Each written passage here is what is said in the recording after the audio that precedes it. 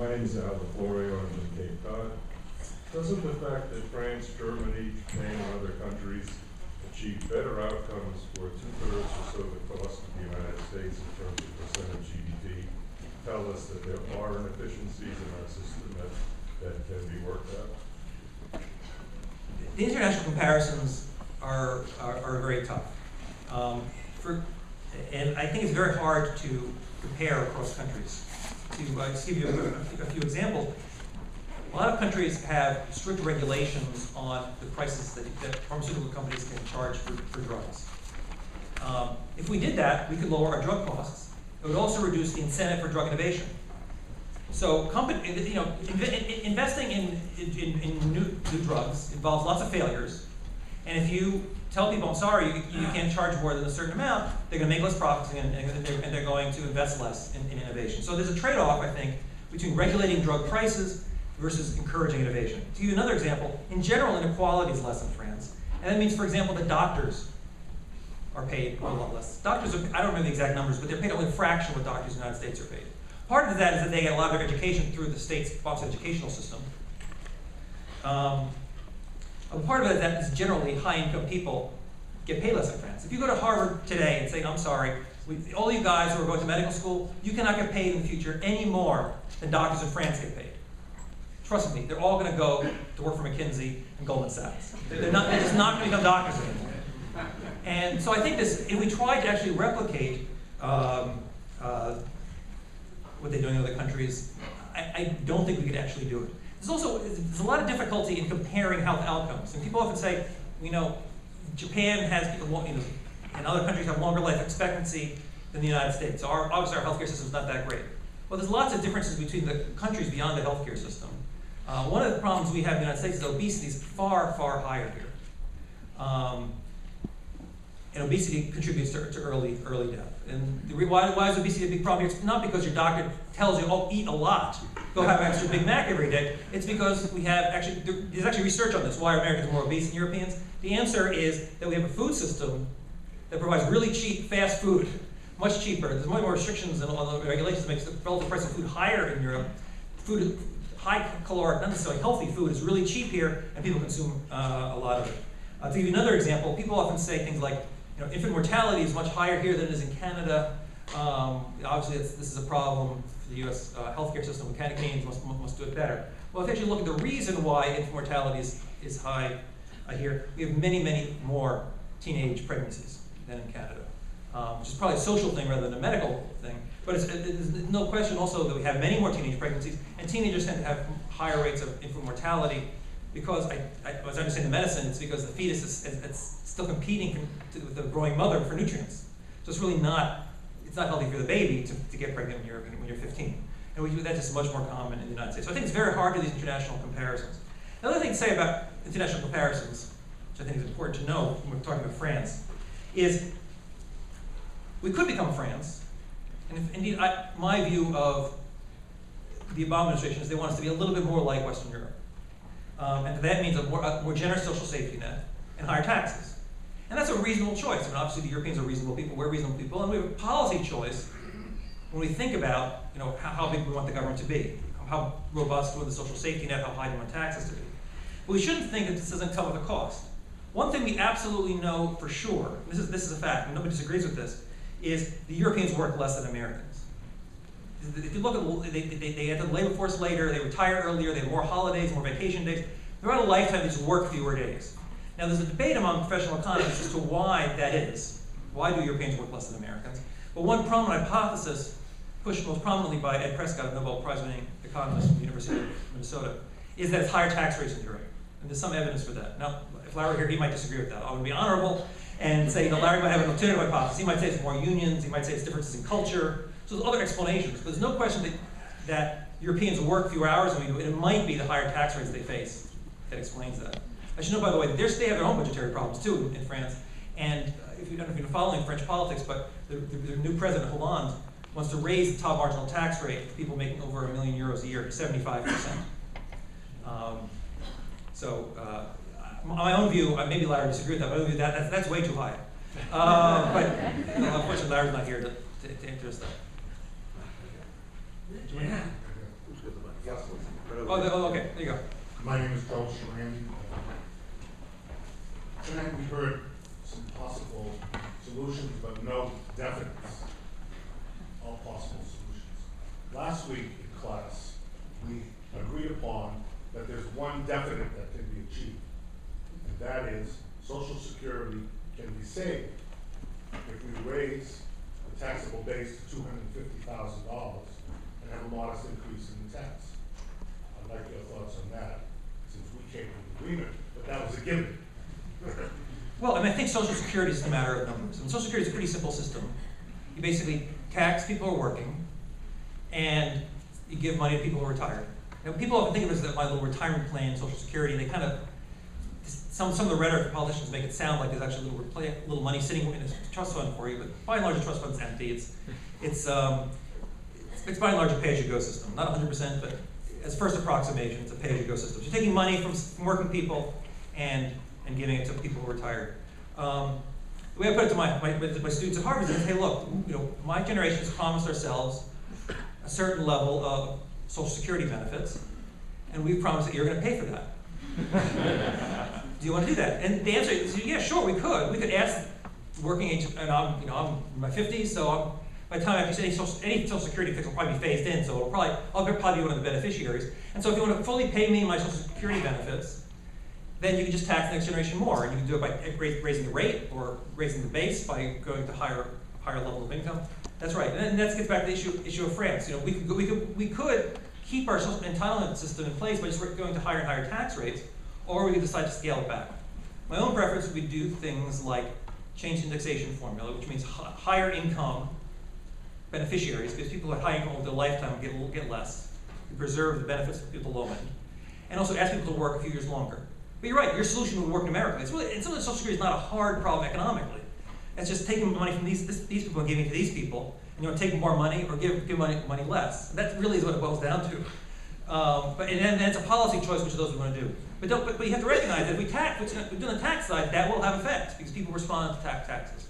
The second point is that a highly probable scenario in the election is that we're going to see a re-election of President Obama and a continuation of the Republican-controlled Congress. In which case, what is the next 4 years going to look like? Well, you're right. You're right in terms of the betting is that. If you look at online betting, I think it's 60-40 right now for the president. So I think it's still close. And you're right, and I think the online betting is that the Republicans will maintain control of Congress. And so I think you're right. That if you had to bet at even odds now, that's what the odds makers will tell you to do. I think it becomes to what extent can the two parties come together. And I think one of the great things about the 90s was how Bill Clinton, after he lost the midterm election, and basically, Bill Clinton, my reading of Bill Clinton is he went to the left early on, he failed getting a health care bill, and then when he lost the midterm election, he went to the right, or at least to the middle, and started compromising with the Republicans. President Obama has been less willing to do that. Maybe he would say the Republicans are more difficult to compromise with. I'm not a politician, so I can't judge that. So the question is, do we have continued gridlock or do we have compromise? Now, looking back in the 90s, the thing to keep in mind, by the way, was we also had an internet bubble. An internet bubble that brought in lots of revenue. So that allowed both the Democratic president and the Republican Congress to say, aren't we wonderful? Look, we're solving all these problems, whereas actually the internet bubble helped solve a lot of the problems, and that started collapsing around 2000. So we can't count on another high-tech bubble to help save the day. But ultimately, it's going to come to the question of whether they can do things like welfare reform. The Welfare Reform Bill of '96 was one of the great accomplishments of Bill Clinton. That really came, he and the Republicans were willing to meet at the center and do something that they might not have done a few years earlier. I don't know how toxic the political environment will be after the next election. Greg, can I go back to the question about financing Social Security? Why don't we apply the Social Security tax, the payroll tax, to all wages and salaries and cut the rate? It's a very unfair tax. It's highly regressive. Well, when I think of the tax, the regressivity or progressivity of the tax system, I think of it as broad. The whole progressivity tax system. If you look at the best place to get numbers on this is the Congressional Budget Office that does the tabulations of the distribution of the tax burden, including all federal taxes, Social Security, income taxes, corporate taxes, and excise taxes, which are not that big. But if you basically look at the overall distribution of the tax burden. What you find roughly is that a person at the top 1% pays about 30% of his income in taxes. The person in the middle of the distribution pays about 14–15% of his income in taxes. Now, those are the facts. Now, so it's progressive. Now the question is, do you think it's progressive enough? And I think different people have different judgments on that. You know, is 30% too much or too little for the top 1% to pay? That is not just an issue of economics, it's a political judgment, it's a question of values. It comes down to some philosophical questions like, to what extent is it the job of government to redistribute wealth? To what extent is it just to provide public goods? I think even different economists have different fundamental political philosophies about that. Who's next? Where's the microphone? I think up there. Hi there. My name is Sean Collins. I graduated with a business degree back in December. A little louder. Sorry. I graduated with a business degree from Northeastern back in December. Professor Mankiw, thank you for coming tonight. Sorry to turn this into a bit of more of a philosophical tangent or something like that. But I just had a question for somebody who's dealt with policymakers at very high levels of office in the United States. I wanted to know personally how your experiences have been with dealing with situations where you had to give advice to somebody in a position to make legislation or make policy decisions that might have gone against their ideology, the party that they represented. Have you found in your career that it's been a lot of times more difficult than you expected, or have you found that they've been open to suggestions that might go against an ideology that they have to report to their base with? Well, it partly depends on what economists are useful for. Politicians are elected in part to represent the values of the voters. Economists are not hired because we're experts in moral philosophy. So we don't. In issues of values, what kind of goals are you trying to achieve? There's no role for really an economist. What economists can do is say, if you do this, here are some unexpected side effects that might occur, or this, if you do this, here's one policy that might achieve these objectives in a better way than that policy. So you can talk, for example, as that New York Times article does, about the value of a gasoline tax versus mileage standards, and what's the relative cost of two different ways to reduce gasoline consumption. But in terms of values, there's no point in trying for them to turn to me. If I start trying to change their mind on values, they say, look, I need an economist, I don't need a moral philosopher. That's not what you're hired for. The other thing to keep in mind about policy is all policymakers, including the President of the United States, are highly constrained by what the process will allow them to do. And I remember working for President Bush. I think there's lots of times there's things that the policy advisors wanted him to do, and maybe he was sympathetic towards, but just weren't possible because Congress wasn't interested, or the American people weren't going to buy it, or something. But then you realize, okay, that's not so bad. That's what the founding fathers called checks and balances. So the fact that the presidents are often hamstrung, the fact that presidents are often frustrated, they don't always get exactly what they want, that's there by design. That's not a bug, that's a feature. And it's very frustrating when you're there, because you think you have good ideas, but everybody's there thinks they have good ideas. And the founding fathers didn't trust everybody's latest good idea. And they wanted them to be hard to implement. And if you step back and realize, okay, I know my job is frustrating at times, but Madison and Jefferson, they wanted me to be frustrated. And so they were pretty smart about that. I first wanted to start with a caveat saying that I'm Canadian. And I wanted to thank you for your candor tonight, but I have to respectfully disagree with what you said about the rising costs of healthcare. In my opinion, and there's been enough research out there to suggest and support my opinion, that rising costs of healthcare are not because of advances in technology. It's because a majority of the population don't have access to basic healthcare.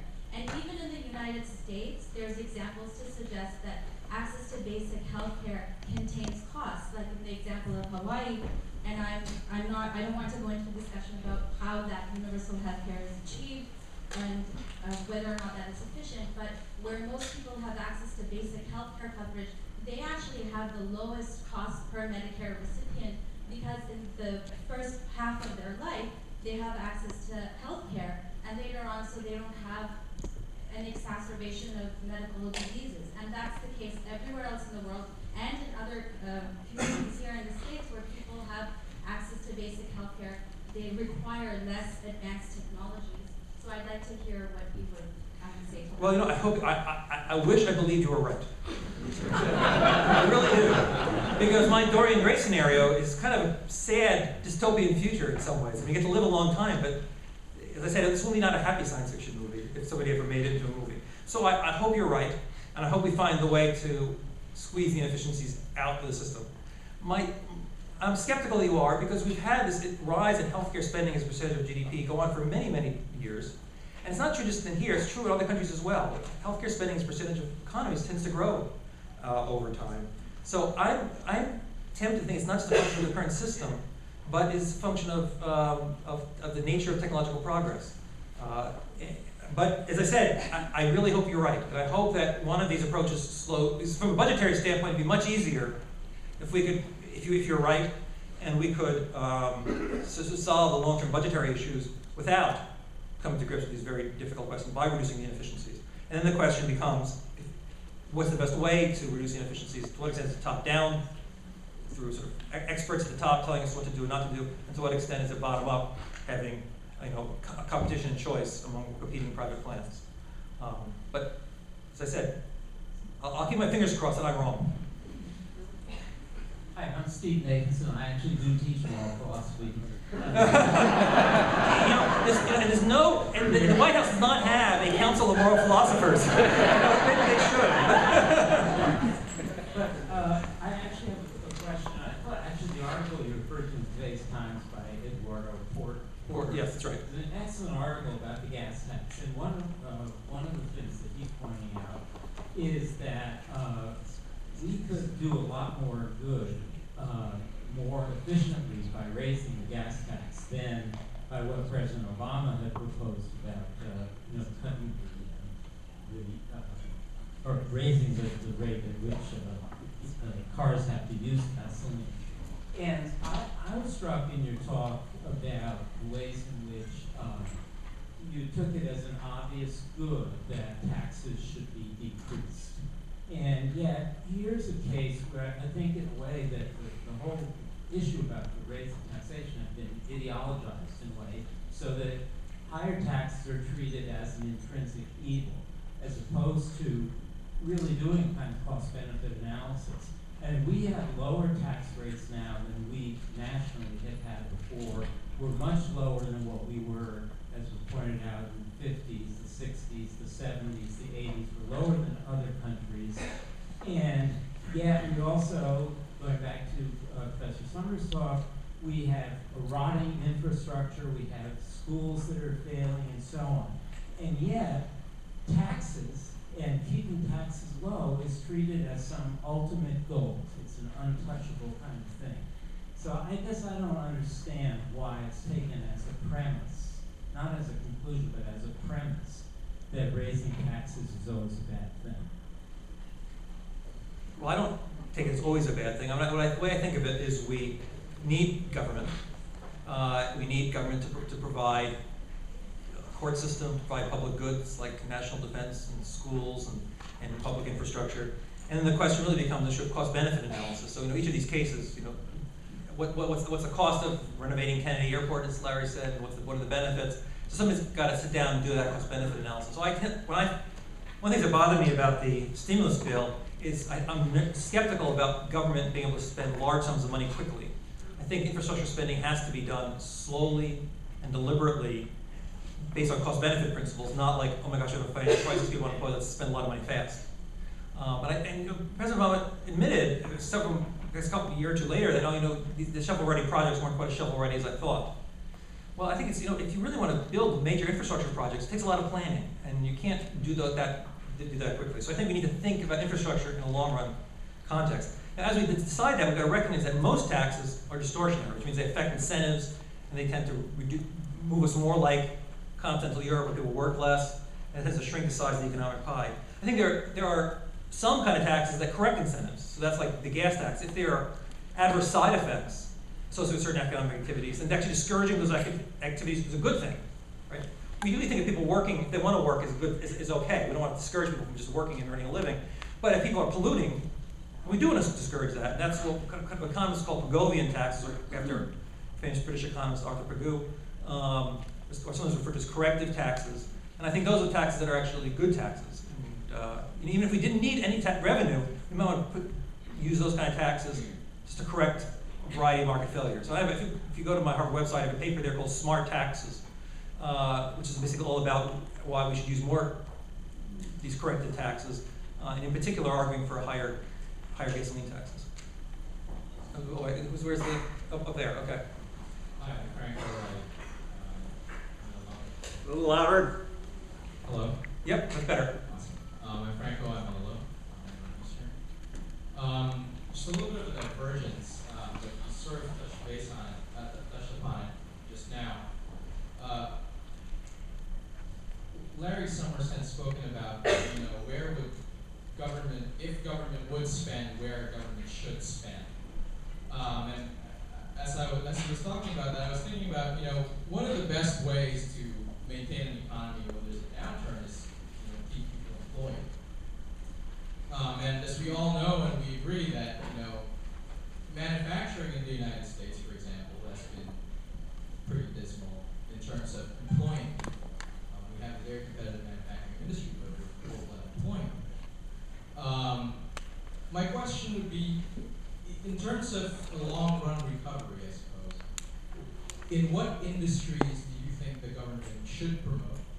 And, how should they spend the money, if they ever do, in private sector to maintain this growth? And I guess subsequent to that, maintain the United States as competitive. Well, I think that the government doesn't need to spend money, should spend money on things we need. Do the cost-benefit calculation. Do we need that new school or not? Do we need a new airport or not? And then you do need sort of a bunch of people doing cost-benefit calculations, some combination of engineers and economists trying to figure out the costs and the benefits. In terms of what the industries of the future, where's the economy going broadly, I don't think that's a decision that should be made by the government. I think it should be made in a decentralized way, not by central planners, but by market forces, decentralized market forces, what economist Friedrich Hayek called spontaneous order. But where do I think that will be, if I had to predict? I think it'll be more and more service sector. I think more and more in healthcare. More and more of the economy will be in healthcare. So maybe I'm wrong, but I'm guessing that a higher and higher percentage of people will be working in the health industries. I think education is extremely valuable. One of the things we've learned is that the value of higher education is tremendous. So I think educating more people and therefore having more college teachers will be a thing of the future. Manufacturing is probably not going to grow in the way it did over some periods of history. Manufacturing we're producing a lot of manufacturing output, but we're doing it with such high productivity that we don't have as many manufacturing workers. And in some sense, what's happened to manufacturing is a little bit what happened with farming 100 years ago, right? 100 or 200 years ago, most people in this room would probably be farmers, because we needed all these farmers to feed us. But then tremendous advances in agricultural productivity meant that we could feed everybody, plus export a lot of food. Only 2% of the population, or less than 2%, is farmers. So what's happening in manufacturing is somewhat similar in the sense that the tremendous advances in productivity, which means fewer manufacturing workers, a lot of manufacturing products, but fewer workers. And that means they're probably going to go into sectors where you don't have as much productivity. I mean, the only thing about healthcare and education is there's a certain sense in which you really need face time. Maybe, these online education is going to take off and the need for college professors will decline. Maybe. But my own sense as an educator is that the best experience a student has is sitting in a small group without a laptop, without their iPhone, sitting around the table talking about something. And that really hasn't changed since Socrates. And my guess is that's probably going to be the state-of-the-art education even 100 years from now. So if we're going to have more people educated, we need more people leading those discussion groups. Greg, keep your eye on the news tomorrow, however, when Northeastern and Professor Bluestone release their latest report on manufacturing in Massachusetts, and the news is actually quite good. Now, it does reflect the fact that more technology is being applied to the manufacturing process, but it's going to be an important announcement, and the report itself is I assume it's going to be online. Barry? Good morning. And it's well worth reading, folks, about the future of manufacturing in Massachusetts. It's good news. Who's next? Good morning. So, hey, my name is Alex Marks. I'm from New York High School. Okay, can you hear me down there? You Yep. okay. Alright. So, My question is centered around confidence. So earlier you mentioned that when people are confident in the economy, they're going to invest money in the economy. So if people feel good about how our country is doing and where our country is going, then they're going to invest money in the economy. They're going to care about how things are in the country. So then also another piece that you mentioned was Congress and just how it's not getting stuff done, you know?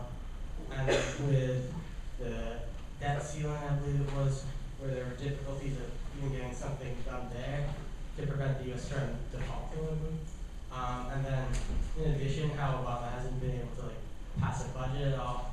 I mean, I feel like one reason why people aren't confident in our economy is because they aren't confident in our government. And I feel like part of the problem there is just the way the government is composed.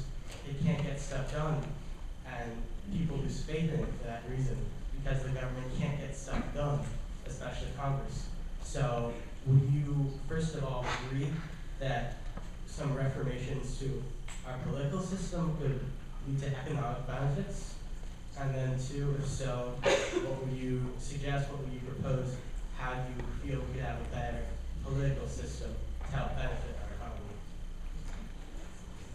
The idea that confidence is important is an old idea in economics. John Maynard Keynes, who I mentioned earlier in his book, talked about the animal spirits of investors. And the driving force of the economy, in his view, was whether investors were optimistic or pessimistic. And his view is that they irrationally move back and forth between optimism and pessimism. And I think to this day, many economists believe that sort of fluctuations in confidence, whether rational or irrational, are one of the driving forces of the business cycle. And one of the things that might contribute to lack of confidence is policy uncertainty. And there's been a suggestion that has been floating around the economics profession. It's very hard to measure that. There is a study by a group of economists at Stanford and University of Chicago that tries to measure policy uncertainty, things like the number of tax provisions that are about to expire in the next couple of years, and a variety of other similar measures like that. And they find that policy uncertainty right now is at very, very high levels relative to history. And they do find that high policy uncertainty does tend to depress the economy, which presumably works through some animal spirits like channel. Now the question is what your question goes on. So I think that's plausible, not proven. I mean, I think we can debate that. Besides these things like policy uncertainty and its effect on the economy is hard to measure, but I think it's a plausible hypothesis. The harder question they suggest, which I'm going to duck because I'm not a political scientist, is what political reforms we should have to make the political system work better. And I don't know. I mean, remember as I mentioned earlier, what we think of as gridlock is what founding fathers called checks and balances. And so some of that's not so bad. And so the question is, at what point do the checks and balances become so bad that the system becomes paralyzed and towards something we need reforms? And I don't know the answer to that. But it is a great question. Thank you very much.